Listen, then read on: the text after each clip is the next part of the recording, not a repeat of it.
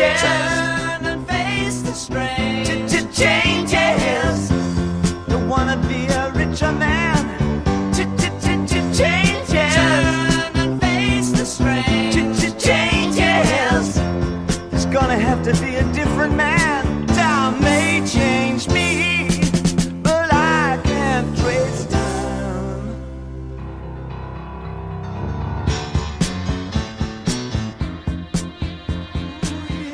Hello and welcome back in for another weekend edition of the Great Lakes Divide podcast with Tom Crawford. I'm Ryan Schuling. Heather Frary, our sponsor at the Record Lounge, with the sound you hear coming in and going out of every podcast recording.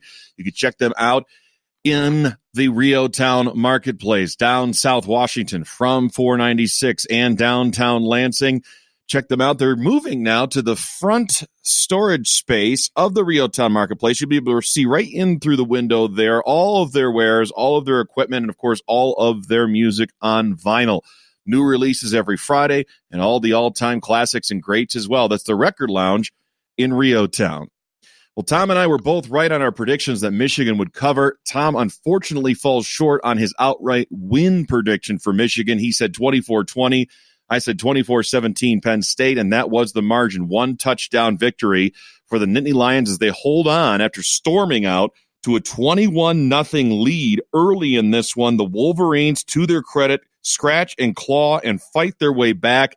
Had a chance to tie this late, but oh, whoa, and lo and behold, Ronnie Bell in the end zone, a perfectly thrown ball by Shea Patterson, hit him in the hands, hit him in the chest, and it drops to the turf, and you could see the agony on poor Ronnie Bell's face on the sideline as he was crying and beside himself. You can only imagine what it was like in that locker room after the game as Ronnie was beating himself up, and Shea Patterson even said, hey, look, maybe I could have ran it in. I mean, what a great teammate Shea Patterson was to kind of wear that one for Ronnie Bell. But this was a storyline throughout in a 28-21 loss for the Wolverines that basically drops them out of contention in the Big Ten East. It's down to a two-team race. It's Ohio State and Penn State, and that's it. Those are the two schools with no losses in the conference. Michigan now 3-2. Michigan State 2-2. And unless a lot of funky math and weird upsets happen, it's going to be either the Buckeyes or Nittany Lions going to Indianapolis, and yet another year will the Wolverines fall short. We bring in Tom Crawford, and Tom, I want to start right there with Shea Patterson in a performance that I felt he was good enough to win this game. He wasn't outstanding, but he was 24 for 41. He was on point with a lot of passes. He was feeling pressure in the pocket. He would sidestep it, delivering great balls. But even before Ronnie Bell had the game-tying touchdown slip through his fingers, drops were a major issue in this game. Donovan Peoples-Jones still doesn't seem like he's himself. And just off a little bit, these receivers, and Nico Collins was not immune to this either. I saw him drop a couple. I noted that to you throughout the game. Your sense on how Shea Patterson played, how this offense played, and if you feel they were good enough to win. Well, yeah, they're obviously good enough to win. I mean, when you outgain the team you lose to 417 to 283, you hold them under 300. You've done enough to win. It's like you've won the popular vote in a presidential election, but you don't win the electoral college. You know, I mean, that's the bottom line. This was a Shea Patterson that we were all excited about, and a couple of years ago in January when he came in for the recruiting visit at the basketball game, and the 5-star and the guy that can move in the pocket, and obviously when the RPO that came in with Josh Geddes, we thought this would be a perfect fit, and finally we're seeing that it's finally kicked in.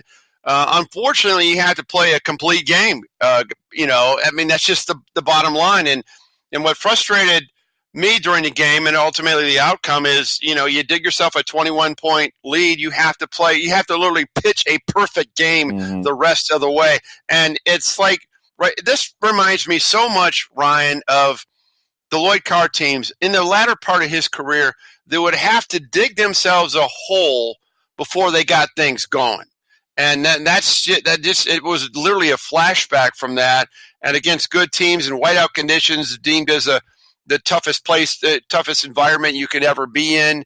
And yet, you go back to, let's go snap number one, where you had to call a timeout. You're the first play of the game, you're not even ready to make that call. I mean, this is where it frustrates Michigan fans in the sense that the drop passes, the offsides, coaching mistakes, not looking mentally prepared at the start. Although a lot of silver lining with that second half performance. There definitely is, but there are only so many consolation prizes that Wolverines fans can come away with here and feel good about it. I know you don't, Tom, but here's the thing. I'm going to build on a point that you just made. I think coaching let Michigan down in this game. And you mentioned they called a timeout before even 1 second had elapsed from the game clock in this game. You're not ready coming out of the gate. You have to call a timeout. And that wasn't the only thing. With a 58-yard field goal attempt, Jim Harbaugh elects to send out Jake Moody instead of Quinn Nordin. I mean, I don't even know what kind of doghouse Nordin must be in that he's got big leg, and you don't even roll the dice. If you're going to roll those dice, you're the riverboat gambler that Harbaugh's trying to be. Moody doesn't have the leg to make that. So at least with Nordin, you know he can boom it. He might miss it, but at least it would be long enough. That decision puzzled me. Why not just go for it there? Exactly. I mean, these are the things that was kind of like the exclamation point on half number one. That what of why they are why Michigan is who they are right now. They just fall short of expectations. Going into this game, as you indicated, I predicted Michigan to win 24-20. I've never felt more confident going into a game that Michigan was going to win this football game, and it goes beyond the fact that they're just due. I just think they're a better football team than Penn State. Penn State, when I looked, I really studied at length of what they did against Pitt and some of these other teams. I don't think that good. I don't think they're that good. I mean, they're good, but they're not as good. They're not worthy of being in the conversation, if you will, for a CFP. Ohio State will absolutely roll them. There's no question in my mind with that game being in Columbus. So yeah, these are the things that drive you crazy. Michigan ranked number 16 in the country. Maybe they'll slip a little bit, but no Big Ten title again. Once again, Jim Harbaugh is going to get ripped. He got ripped all during the game day, got ripped all week. The polarizing team, 1-10 against top 10 teams under Jim Harbaugh. And the numbers speak for themselves. And unfortunately, Tom's right. In the matchup, if you look down, the tail of the tape, this was Michigan's game for the taking. They outgained Penn State in yardage, as Tom mentioned, 417 to 283. They nearly doubled up the Nittany Lions in first downs acquired, 26 to 14. They were clear winners in time of possession, nearly 38 minutes to just over 22 minutes. And as far as Shea Patterson goes, he tied his season high with 276 yards passing, which he also had in that 52-0 drubbing of Rutgers. Charbonnet had 81 yards rushing, not too bad. 5.5 yards per carry. And you look at Penn State, and again, Tom's so right. They storm out to a 21-0 lead, and let's break that part of it down because Michigan did. They had to navigate a perfect path from that point forward just to get back in the game, and they did that. But defensively, I don't know. I saw a lot of heat coming Don Brown's way, and I think it was deserved in this game as to what the defensive philosophy was going to be. Okay, you want to take away the run? They did that. Penn State combined had just over 100 yards rushing. That's not going to kill you. But in coverage against a guy like KJ Hamler, it just seemed they couldn't solve this equation all night long. He was an absolute wrecking crew, one-man, little guy, getting past defenders, getting onto safeties, burning Ambry Thomas, going deep over the middle. Big plays for a Michigan native who had 6 catches, 108 yards, 2 touchdowns. I saw everybody all over Twitter once again saying, how did we let KJ Hamler out of the state? Well, he originally was leaning Michigan State's way, as a matter of fact, but he went to a quarterback camp. It was revealed during the game broadcast with one Sean Clifford. And he felt so good with that combination that he was going to go where Clifford went. Clifford went to Penn State. They were it turned into a package deal. And that's why KJ Hamler went to Penn State, and he was just, again, Michigan fans are going to see this young man in their nightmares. Michigan State fans better get ready because I think he's going to tear apart the Spartans as well. But just your thoughts on Michigan's defense and why they fell behind 21-0 in this game, Tom. What did you see? Well, I tell you one thing. I'll start out right now. Not to throw that. Let's get the sour grapes out of them. I think if I'm a receivers coach in college football, I tell my receivers to basically commit offensive interference every time you need be, because it's only going to be called maybe 10 to 15% of the time. And that was blatant offensive interference, the first touchdown that Penn State scored. Uh-huh. I mean, on Khalil Hudson. I mean, you saw that. We all saw that. So, I mean, that's something that I think that was a lesson learned. Commit offensive interference. It's just the the smart thing to do. That's number one.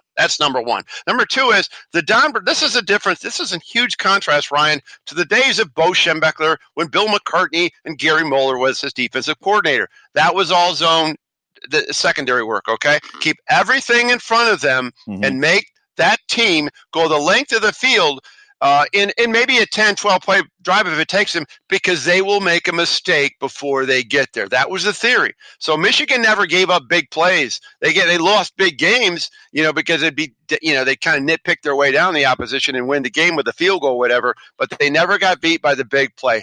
Don Brown's teams get beat by big plays because he does the riverboat gambler stuff. He's taking a chance of getting to that quarterback before that ball gets up, before you got man on coverage. And a couple of those throws, Ambry Thomas in one particular throw, the coverage was outstanding. Clifford just nailed it. Absolute back shoulder nailed it. So I'm not completely down on the secondary, but yeah, they made the adjustments in the second half, and I think Jim Harbaugh felt at halftime, which why he made the statement that hey, this is we're about ready to have our finest hour. It almost ended up being that way because I think he knew his team was going to play well in the second half. They did, but once again, closest only counts in horseshoes and dancing. I'll add hand grenades there, the old saying. Oh, yes. Hand grenades. We can't forget that. I do want to see Tom Crawford dance, though, although I know he doesn't feel really like good. it. I'm really, really good. Somehow I don't doubt that for a moment. But, Tom, the disappointment, the bitter taste this leaves in Michigan fans' mouths, and I get it. Every single time it seems that Michigan has a chance to win a big road game against a highly ranked opponent, they do not get the job done. And it was all the more disappointing when Ronnie Bell had the game-tying touchdown in his hands. And poor Shea Patterson, because I thought he threw some great balls in this game, and some of them were under duress. Some of them were flushed out of the pocket. Some of them were very uncomfortable positions to throw the football, and he would deliver it on point. And yet his receiving core, this is one of the main themes of the game. Again, I started with this, let him down with several drops and none bigger than Ronnie Bell in the end zone. Just your thoughts on Ronnie Bell on that play that should have tied the game, the aftermath of it, and just what this does to a poor young man psychologically. Well, Ronnie Bell, everybody talks about Ronnie Bell. We talk about this in the press box. Boy, if we could do a highlight reel of Ronnie Bell of almost plays, because he runs great routes. This kid is an enthusiast. I've talked to him. He's an enthusiastic kid, and he took it to heart. And I'll tell you what, he's getting mocked by some idiotic fans, sick fans for crying on the sidelines from a certain school, but we won't go there. But my point is this: is that he actually cares, and that's something that I think that takes it to heart. The Michigan fans have been wanting to see in their players, like watch them hurt when Ron Simpkins back in the 70s, bawling his eyes out. Because football is a unique sport, Ryan, as you well know. There's so much preparation that goes into such few payoff moments, 12 opportunities in regular season, and so much freaking work year round. So, that's why football is a little bit different than any other sport. So I was actually glad to see that. But the thing about why I thought back to Shea, he had a good game. Yeah, his receivers looked soft, including my man Nico Collins, who I raved about, said was going to have a big game for Michigan to win this game. And he had it. He led them with 6 catches. It was the fact that Michigan finally got the running game going, which I said, you've got to run the football. Jim Harbaugh is 39-2, Ryan, when his team rushes for over 125 or beyond, and they got that. So, that's the formula for Shea Patterson. If he can get some kind of a running attack going, and they've done it now 2 weeks in a row, that bodes well moving forward. And I couldn't agree more, because my concerns coming into this game that I expressed in our preview podcast were that Michigan's offensive line was not going to be able to generate enough push, running alleys. I thought they did that. I thought the offensive line, in large part, played fairly well. I thought Shea Patterson played very well. I thought Charbonnet did enough in the running game for Michigan to have a balanced attack. They did all that. Receiving core, though, again, a little bit of alligator arms at times. I saw, focus and throwing to the tight end. Nick Eubanks had 4 catches. I thought they needed to do that.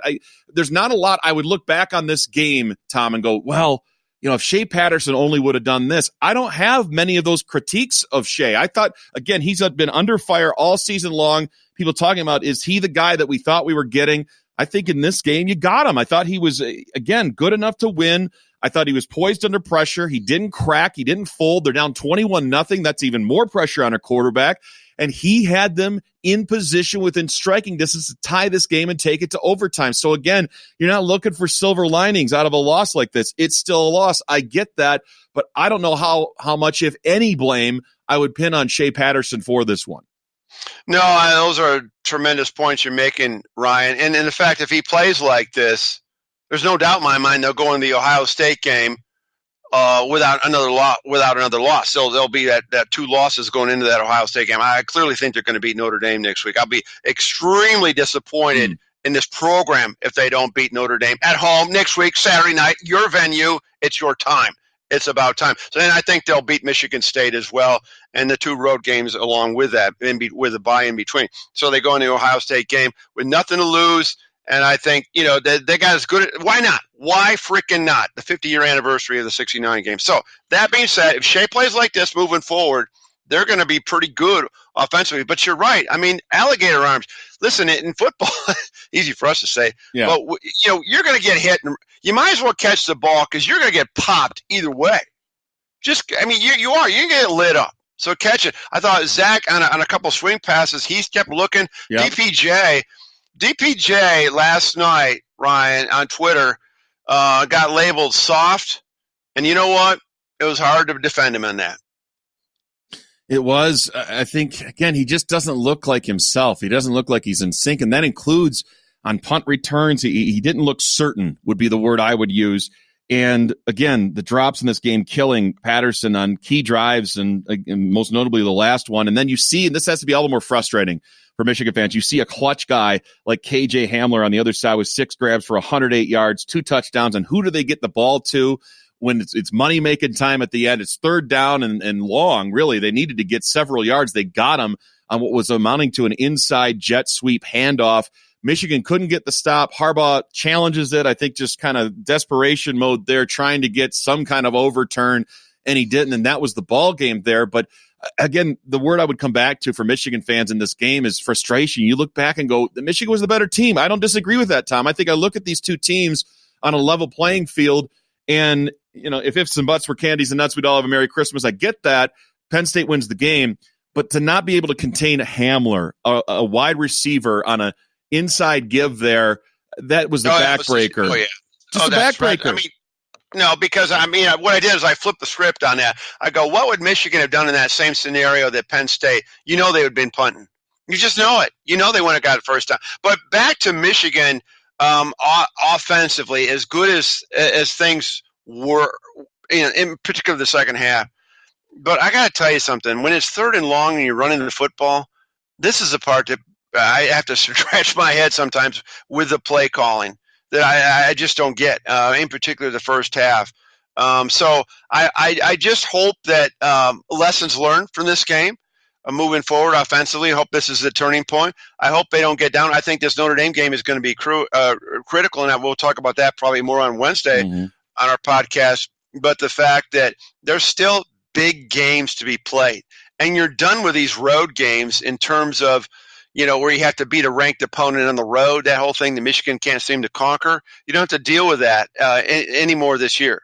The only time you play on the road against a good team will be in a bowl game, okay? So that's all behind them. So they have to worry about that. Just win, you got 3 home games. Win them all. You should. You should beat Ohio State. I don't care how freaking good they look. You got them at home, and you got good enough players to beat Ohio State at home. It's ridiculous if they don't go in there and compete and hopefully win that game. And they should roll Michigan State at home, and they should roll Notre Dame at home. They have no excuse. No excuse. There's good enough players on this team to do it. I think they proved that. Again, last night in a hostile environment, night game on the road, under the lights, a big national stage. Michigan did not embarrass themselves. It looked like they might early, again, down 21-0, but the fight that they showed, it is encouraging. But now you got to recalibrate goals, Tom. And I know Wolverines fans are sick of hearing this. They want to go to Indy. They want to have at least that shot. They want to have a chip in a chair, to quote Phil Hellmuth in the World Poker Tour. And they haven't been able to do that. So, you're sitting back, no matter how this plays out, Ohio State, Penn State, they've got the loss head-to-head with Penn State, so they lose the tiebreaker there. They could run the table. They could even beat Ohio State and still not get to Indy. I mean, I guess. Hold a second here. Oh, let me tell you something. I got to stop you right there. Okay. If they run the table, yeah, and that means winning a New Year's Six game, probably, and beating Ohio State, giving them their first loss. This is a hell of a season. I don't give a shit about the freaking Big Ten. I'm telling you what. I'm just going to be honest with you right there. If they run the table, this is a hell of a season. I would have to agree. It would definitely be chartable progress. I mean, think about it. Beating Ohio State, getting to 10-2, getting that double-digit win season. You're right. That probably wouldn't be enough to qualify for the playoff, but it certainly would be a New Year's Six game. They'd be one of those at-large teams to get into one of those games, and you win that game. Yeah, that is markable, chartable progress for Michigan. Absolutely, particularly with the recruiting, and then everything's not grand, but everything is pretty good. Everything's pretty good, and the Wally Cox lookalikes, the Paul Feinbaum geeks of the world who never played one snap of football back in the Pop Warner days, he seemingly has the answers to everything. Will shut the hell up. Tom's fired up, and I really, really appreciate the vim and vigor that he has today as we recap Michigan in their 28-21 defeat. Again, like he said, we'll have much more in our midweek podcast about Notre Dame, number 8, coming in. That'll be another 7:30 start time on ABC, and that will be under the lights in Ann Arbor at the Big House as that rivalry is again renewed and restored to its former glory. So, again, this is so weird. It's a loss. It hurts the way that it happened. Michigan's going to look back and go, but if we just did this, if Ronnie Bell just caught the ball, if we got to overtime, we had the momentum, we were playing the better football for the better part of the second half. So the message to the team that Harbaugh has coming out of this, you mentioned the quote that he had at halftime, this is going to be our finest hour. I mean, if you isolate that second half, I challenge anybody to find him to be wrong in that statement because they did claw back, like I said earlier. The offense did execute the way that it needed to for the most part. The defense did slow Penn State down. After falling behind 21-0 in this game, Michigan would outscore Penn State 21-7 the rest of the way. But here is the rub, Tom. This is the entire tenure under Jim Harbaugh, really, playing 60 minutes of quality football tape to tape. Why is that missing? Where does it come from? How do they get there? I don't know. I mean, in particular, because the game. Ronnie Bell's catch would have been for the lead if in that KJ Hamler, that 53-yard touchdown. I mean, we saw it when Josh Metellus was out there on an island with him as a safety. There was mass confusion. When you look at the aerial shot on that replay, the distance shot in the replay, at the second level, you see confusion. You see total confusion. And then all of a sudden, KJ Hamler is reading that confusion, and he takes off. I mean, this is the things you can't. This is when you have to pitch a perfect game when you're down 21-0, and that's imperfection. You can't have those kind of mistakes, and that's what drives people crazy. Those are just ball kicking mistakes. I mean, right in the gonads, right there. Penn State was doing absolutely nothing at that time.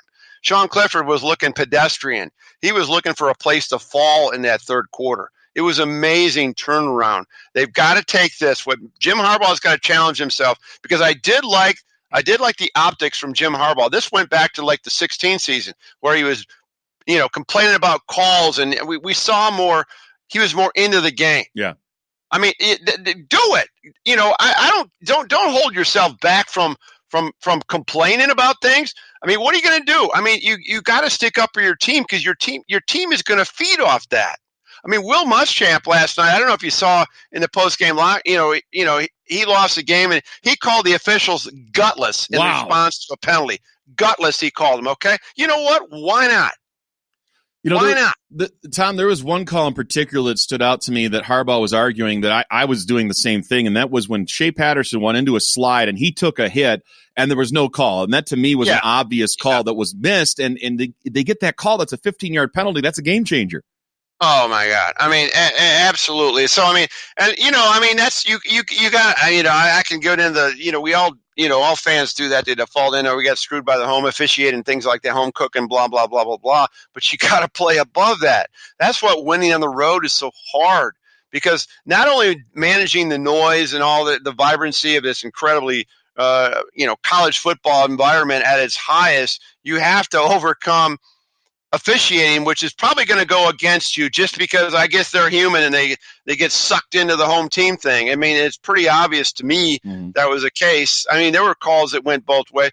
One other thing that I thought Sean McEwen did not play in this game, even though Michigan was as healthy as they've been all year. Nick Eubanks made a couple plays, okay? But God, does he fan on some blocks. Yep. Oh, my word. He swings and misses. He strikes out. They've got to get McEwen back. That's another key ingredient for Michigan to win these last games. Final question as we reflect back on this one and look forward from here, Tom. You had mentioned, and again, I like the vinegar that you're coming at us with this morning, but Notre Dame coming into town, number 8 in the nation. Michigan will probably, I would think, hold steady in the polls around somewhere between 16 and 20, I would guess. Will Michigan be favored in this game in Vegas? Where would you set the point spread right now? I would think Michigan would it might be a push, might be a pick 'em, or maybe one either way. I have no idea. And maybe Notre Dame a 1-point favorite. I mean, Notre Dame can run the football, and they got a great quarterback, obviously. And where people are with Brian Kelly, I don't know, his stock is going up a little bit from a few years back. I don't know, but I hope that the Michigan fans stick with their team. I think the key is to get off to a good start in contrast to this past game and get that crowd lathered up on probably a potential Maize out and just do what Penn State did. What Penn State did to you, do that to Notre Dame. Pass on the baton and make it a great environment. And I think they'll win the game. I'll be surprised if they don't win the game. They should win the game, and I'm expecting them to win the game. Once again, 7:30 kickoff time, ABC this coming Saturday. We'll have much more on this matchup, break it down for you in our midweek podcast. Michigan, Notre Dame, 2 oldest rivals in football, unless you count Harvard and Yale, and that rivalry renewed coming up on Saturday. A chance for Michigan to get back on the winning track, get the taste of this loss, 28-21 at Penn State, out of their mouths. Also coming up on Wednesday, Tom Crawford had a chance to go down to Ann Arbor for Michigan's big media day, locally at least, with Juwan Howard in his first season as head coach. We'll have plenty of sound for you coming in our midweek podcast as we prepare for the Wolverines' life after John Beilein. And don't forget that our podcast, each and every time we play it out for you, is brought to you by the Record Lounge in Rio Town. That's located on South Washington, just south of 496, just south of downtown Lansing. Heather Frary and her crew will special order music for you. If it's hard to find, if you can't get it anywhere else, she will enlist her sources and contacts and bring it into the store within 48 hours, guaranteed. You can find them on Facebook at The Record Lounge. You can look at all the new music coming in on Fridays there. Or again, just stop by in person. This is business the old-fashioned way. Just like walking into the record store in your old days, get the internet out of the equation. It's personal business, one-on-one, local business to top it off. The Record Lounge in Rio Town. Again, Michigan State on a bye. They'll have Penn State coming to town in East Lansing this upcoming Saturday. So a couple of highly ranked teams, the opponents for both the Wolverines in the form of the Notre Dame Fighting Irish and the Spartans. Chance for a big upset here, and I got to say it, Wolverines fans out there, you better be rooting for little brother come Saturday, because that's the only chance that Michigan has, and it's a long shot to get back in this Big Ten race somehow. And as we look back at the action, it was a Friday night victory for Ohio State on the road. Again, they're number 4 in the nation, but I have not seen a team, and I've watched them all, Alabama, Clemson, LSU. I think LSU actually might be one of the 2 best teams in the nation. The other one is definitely Ohio State, and they rolled Northwestern on the road. 52-3, just child's play for J.K. Dobbins, 121 yards on the ground, and Justin Fields throws for 194. He really didn't have to do a lot, and he was 18 of 23 in the process, throwing for 4 touchdowns. A very efficient performance by the Buckeyes, who, again, I think they're as good as any team in the country, if not better. Finals from Saturday. Again, the one that stands out, and we'll turn to Tom Crawford on this one, maybe get your thoughts on the Buckeyes as well, but Illinois at home on homecoming, somehow the last-second field goal pulls out what I think is the biggest upset in college football this year. They win at home 24-23 over number 6 Wisconsin. Tom, you've seen both these teams. Michigan loses 35-14 to Wisconsin. They make mincemeat out of Illinois. Probably could have been worse than the 42-25 road victory they got just a week ago. But your takeaways from this win for Illinois, and more importantly, I think for the Big Ten and the big picture, the loss for Wisconsin, a bad one. Yeah, I mean, this is, it's not all that surprising. It is a little disconcerting. In fact, Lovie Smith has a bigger win this year than Jim Harbaugh does. But because, Lovie Smith seems to be the guy that we all critique, an Illinois program, no energy and all that stuff. But I'm happy for them. I mean, they played hard against Michigan in that second half, and they fought back.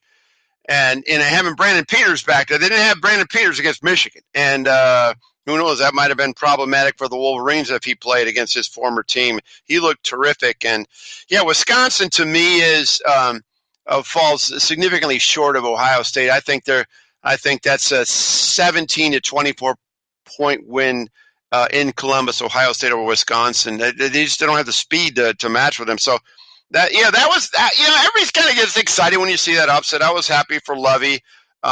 This is a one-team race, Ohio State, and the only thing left in this whole, as far as the Big Ten goes, is can Ohio State beat the school up north, as they call it, in that last game? That's the only issue that, which most people think they will.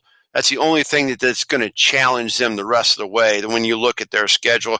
But Iowa's struggling at home. Maybe Iowa's not that good. And then, the Minnesota thing, you keep teasing me on that and wanting me to say when I'm going to buy into the Gophers. I'm still not ready. I still got to see him play Penn State, Ryan. Well, and we look at the rest of the scoreboard here, as Tom alluded to. Indiana wins on the road at Maryland in a second-tier Big Ten game that will have bowl implications, and this really helps the Hoosiers, a 34-28 victory for them again. It saves Tom Allen's job, basically, I think. That's key for them. And they're 5-2, and they had a good showing up in East Lansing, very nearly pulled one out against the Spartans in a wild 40-31 loss there. Indiana, again, that next-tier team. And I think the barometer team, the measuring stick team in the Big Ten right now is one that you just mentioned. That's Iowa. 26-20 at home. They hold off Purdue. Probably should have won by more, but gave Penn State all they could handle in a 17-12 defeat in Iowa City. Go into Michigan on the Wolverines' homecoming, and that was a knock-em-out slobber knocker. 10-3 was the final score there. But who is Iowa? Let me ask you that existential question, Tom, and where they are in this whole mosaic of the Big Ten. They're just inside the top 25. They're 5-2 overall. They don't have any really big wins. They have a couple of losses by the skin of their teeth to both Penn State and Michigan. But I got to rank the Iowa Hawkeyes ahead of Michigan State, and I don't know that outside of the Big Six in the Big Ten, who's better right now, Iowa or Minnesota? I'll give you that. Well, Iowa is like that bridesmaid that's like two down from the bride. There's the maid of honor, and then there's the first bridesmaid, and then there's Iowa. And then there's maybe a couple more, if you have a big bridal party. That's what Iowa is. Iowa is Mr. 8-4, Kirk Ferentz, tough, competitive, get as much juice out of every athlete you can, but they're never gonna threaten to win at all.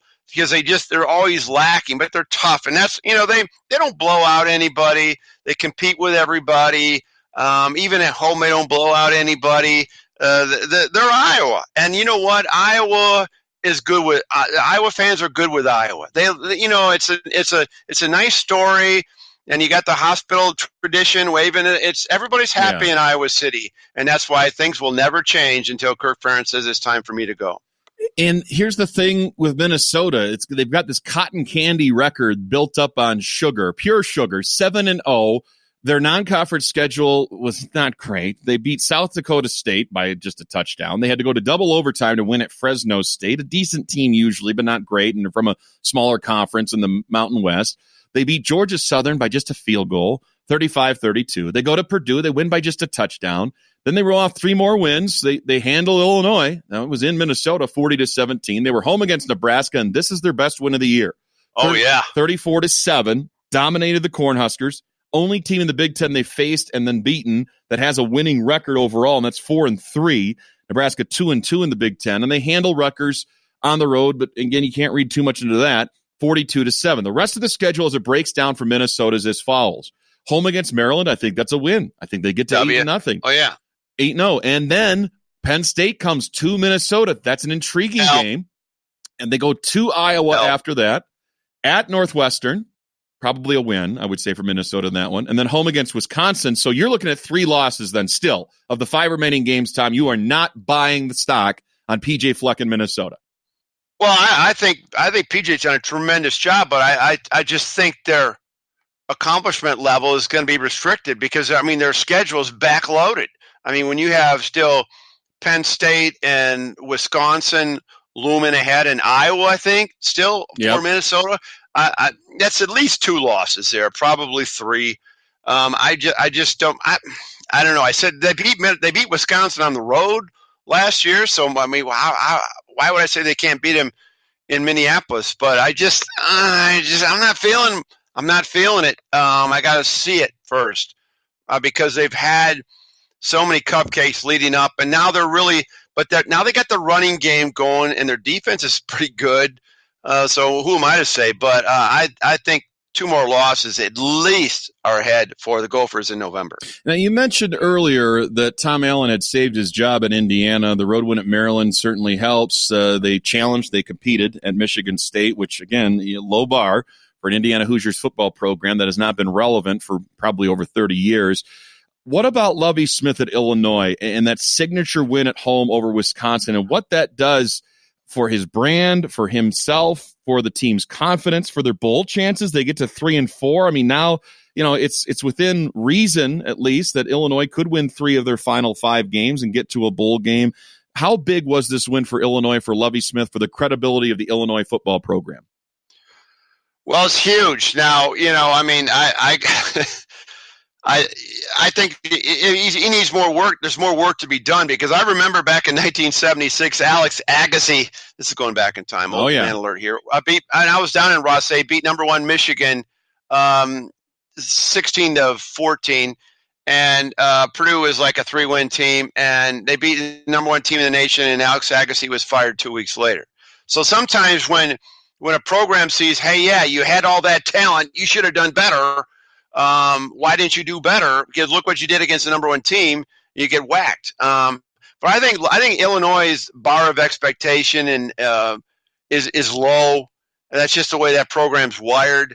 I think if he gets to a bowl game, he's got no worries, and I think he's into his job. We look at the whole. Everybody was on the field, and he was jumping up and down, and players are into it, and maybe that second half of the Michigan game turned things around for the Fighting Illini.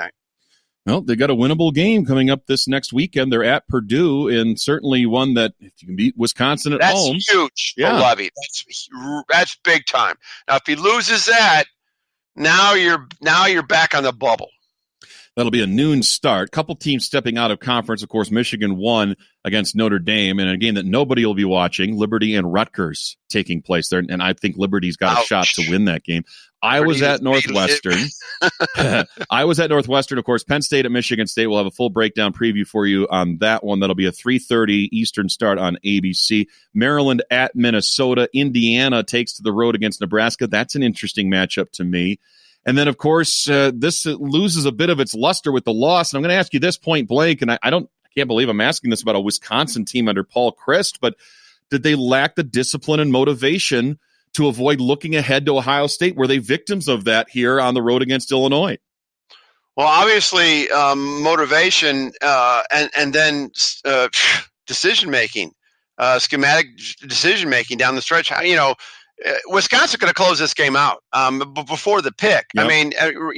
Jonathan Taylor, all of a sudden your gem of a player is not involved with critical plays. I couldn't believe some of the play calling by Paul Chryst, who it was one of these guys who seems to be, everybody thinks he's great. He's a nice guy and he's underrated. So it's real chic to like Paul Chryst. Oh man, now that guy he's a hell of a coach. Blah blah blah blah blah. Not so good of a coach yesterday in Champaign. No, he wasn't. And Illinois pulls off a shocker, 24-23. Again, I can't think of a bigger upset in college football this year. The number 6 Badgers go down to one of the bottom feeders in the Big Ten. Quick note on Michigan State. Ladarius Jefferson, Connor Hayward, Brandon Boyer-Randall, Cam Chambers, Weston Bridges, and now a 6th player entering the 6 in 3 weeks. portal. So that's two a week. Is this going to stop, or is this just guys who are not playing and they want to bolt? Well, this is tight end Noah Davis, the latest, and you mentioned, Tom, it's not just 6; it's 6 over a very short time frame and window. Yeah. And I know the new rules affect guys giving up on their programs, but the fact that this has happened, in a mass exodus fashion for a program that's struggling. Now, if Michigan State were winning and they were in the hunt and they had these kind of defections, I know Michigan's had a couple too, then maybe you don't bat an eyelash. But this again is indicative perhaps of a broader problem at Michigan State, and that's the buy-in factor of guys that are just saying, you know what, no, my future's not here at MSU in East Lansing. And the Spartans, again, I think they face really a pivotal moment in the Mark D'Antonio era, and I hate to overbuild it, but at home against Penn State, should they be able to win that game? And they have fared fairly well against Penn State in recent history, but I can't think of a bigger game in terms of where this program could be headed when they won't be heading. If they lose this game, and we're talking, again, a late December bowl game that nobody's going to be watching, just where Michigan State stands right now in light of these transfer portal entries, in light of where Mark D'Antonio was after calling Hondo's question a dumbass question about why he didn't revamp the offense, his staff shuffled the deck a little bit more. Your thoughts on Michigan State going into this game against Penn State this week after a week off? Great point, Ryan. It's impossible to overstate your point. Impossible, because this is a huge game. This defines where the season is going. If Michigan State loses, if they lose a close game, maybe they might be all right mentally, morale-wise, moving forward. But if they get rolled at home, look out. I mean, it could be rats off the ship with this transfer portal. I don't know what's going on in the program, but you know what? I mean, this is happening all over. I mean, Michigan, I got some rumblings of a couple of kids who might enter the portal at Michigan right now, unconfirmed. So, I mean, this is just so that they've created this concept in this age bracket of young people that if they're not happy, they're going to try to get happy real quick by transferring. This is just kind of the thing to do these days, and the rules have allowed that. So it's just not Michigan State alone, but it just seems it's compounded. When you have 6 in 3 games and your team is struggling, people love to connect dots and try to create a trend of where this thing is going. Especially coming off a 38-0 thump, and then you have the bye week where you don't have an opportunity to make up for it. Huge game. I think Saturday for both our teams, Michigan State at 3:30, Michigan at 7:30. These are more pivotal games than ever in recent memory as far as where their season's going. Yes, no Big Ten title at stake, but where those programs are going to be trending coming out of the 2019 campaign into next year. Jerry Springer, final thought. Tom Crawford, your takeaway from Michigan, and I know this was a bitterly disappointing game for you. I could sense it in all of your comments in the post-game recap here, but your message to Michigan fans right now. Well, stay with our team. I mean, do what other teams are doing. Do what other fan bases are doing to your team. I mean, make it just miserable for Notre Dame, because there's Notre Dame fans will be in there, and I can sense that Michigan fans might offload tickets because there's no Big Ten title again since 2004. You get, people jumping off the bandwagon a little bit. But I think I'm challenging the fans to deliver it. I think they will, and make it miserable. And then the Michigan team, get off to a good start. Figure out what you're going to do on that first snap in the first possession where you don't have to call a timeout and rethink things. And it's all coming up this Saturday, a doubleheader on ABC. Just settle in. Tom Crawford will be down in Ann Arbor reporting in person live on site at the Big House. That'll be the nightcap as Michigan State takes on Penn State in East Lansing, 3:30 Eastern start on ABC, and that'll be followed at 7:30 under the lights in the Big House, Michigan and number 8 Notre Dame. Wolverines likely to be ranked, as I mentioned earlier in this podcast, somewhere between 16 and 20. And again, both games on ABC. That'll do it for us from here for now. For Tom Crawford, I'm Ryan Schuling, signing off to the tunes of the Record Lounge in Rio Town. Our appreciation for our sponsor, Heather Frary, and this podcast. And you can find all the latest and greatest on vinyl and all the all-time greats as well. Find them south of 496 on South Washington in the Rio Town Marketplace. That's the Record Lounge in Rio Town. We'll talk to you midweek with a preview of this coming Saturday's big games for Michigan and Michigan State. Have a great week, everybody. Holly came from Miami, FLA. Hitchhiked her way across USA. Plucked her eyebrows on the way. Shaved her legs and then he was a she. She says, hey babe, take a walk on the wild side. Said, hey honey, take a walk on the wild side.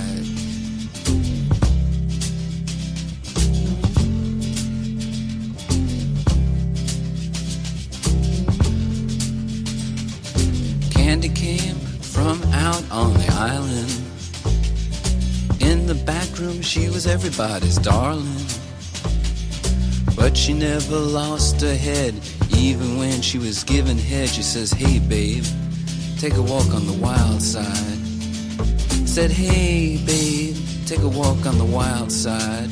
And the colored girls go do do do do do do do do do do do do do do do do do do do.